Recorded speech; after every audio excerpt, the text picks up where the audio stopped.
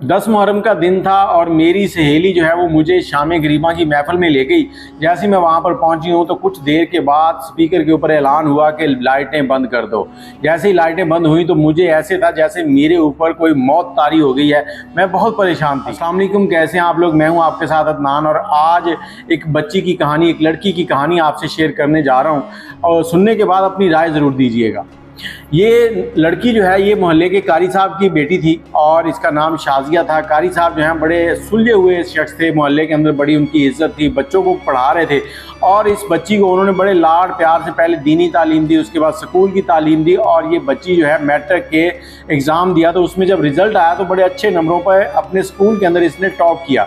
जब इसने टॉप किया, घर आकर बताया कारी साहब को, कारी साहब बड़े खुश हुए और उसके बाद जब वो असर की नमाज़ के लिए मस्जिद गए तो मिठाई लेकर गए। वहाँ पर उन्होंने सब नमाजियों को मिठाई खिलाई और शाम को जब मगरिब की नमाज़ पढ़ा के वापस आए तो घर आकर बेटी से बातें करने लगे। बेटी से कहा, ठीक है बेटा, अब हम तुम्हारी शादी की फ़िक्र हो गई है, अब तुम्हारे लिए कोई दूल्हा ढूंढते हैं। बेटी कहती, नहीं बाबा, मैं आगे पढ़ना चाहती हूँ, मेरी ख्वाहिश है कि मैं पढूं।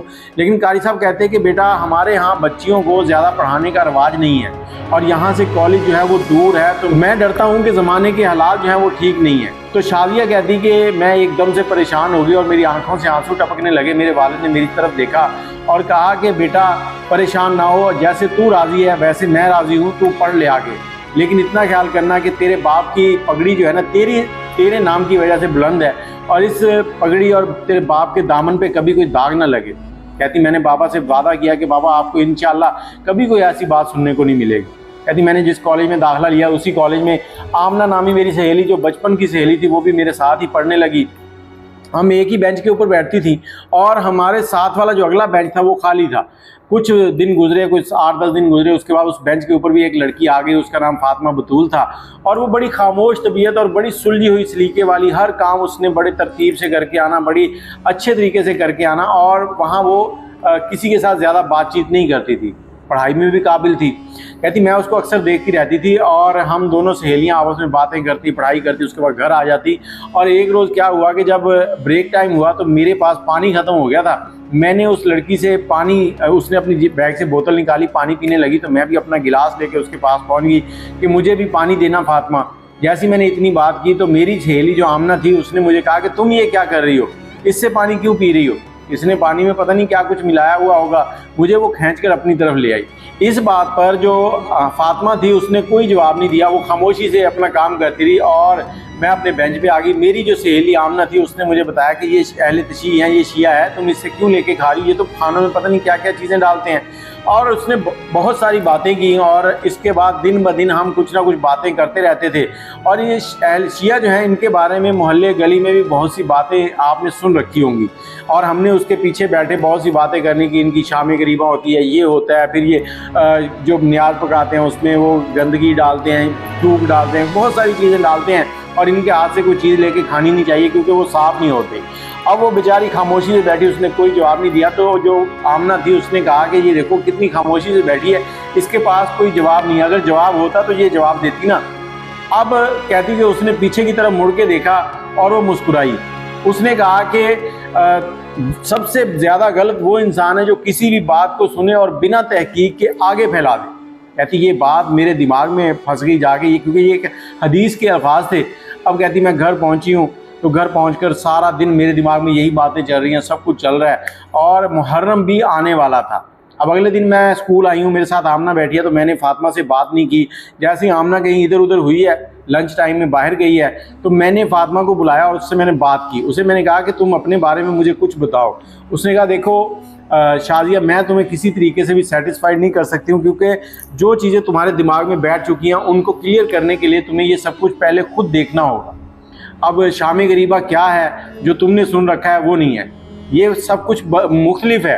उसने कुछ चीज़ें मेरे गोश गुजार की और उसके बाद घर में गई हूँ, शाम को नमाज़ पढ़ने लगी हूँ, तिलावत करने लगी हूँ। जब भी जो भी चीज़ करने लगूँ तो मेरे दिमाग में फ़ौरन वो शाम गरीबा आ जाए।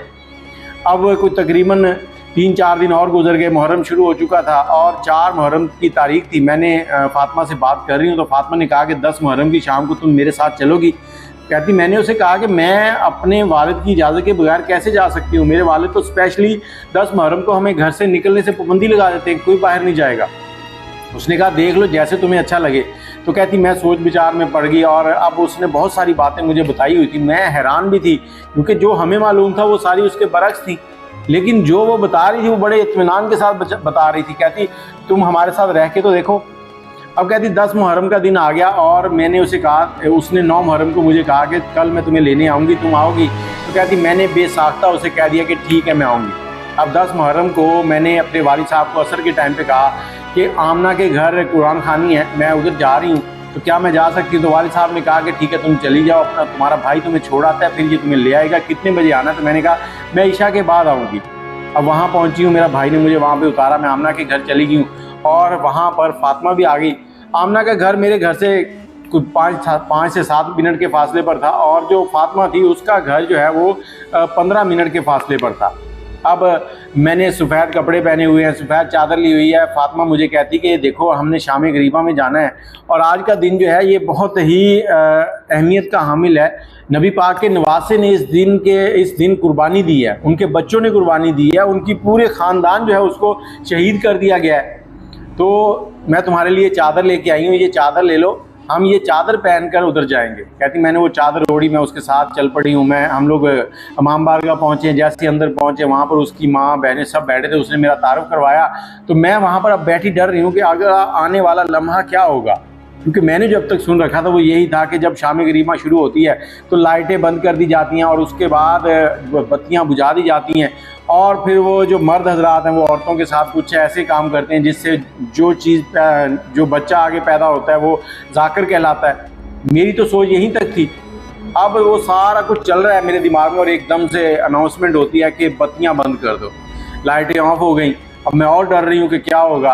कि थोड़ी सी देर के बाद स्टेज के ऊपर एक शख्स आया जिसने कुछ शाम गरीबा के हवाले से बताना शुरू कर दिया और उसने बताया कि 10 मुहर्रम को क्या हुआ था। उसने वहाँ पर वो सारी दास्तान, सारा किस्सा सुनाया और उसने बताया, एंड पर जाके बताया कि ये लाइटें ऑफ करने का मकसद ये है कि हम उस मंज़र को समझ सकें जो मंज़र उस वक़्त करबला में था।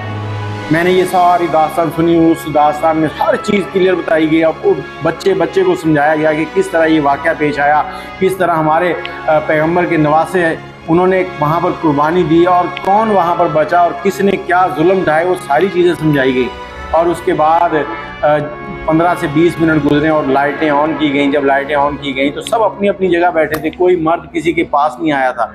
लेकिन वो चीज़ जो आम लोगों को नहीं मालूम, सब के सब यही कहते हैं कि शाम गरीबा में गलत काम होते हैं, ये वीडियो उनके लिए है। और जब तक आप किसी के बारे में सच जान नहीं लेते आप ऐसे ही वहमो गुमान में रहते हैं।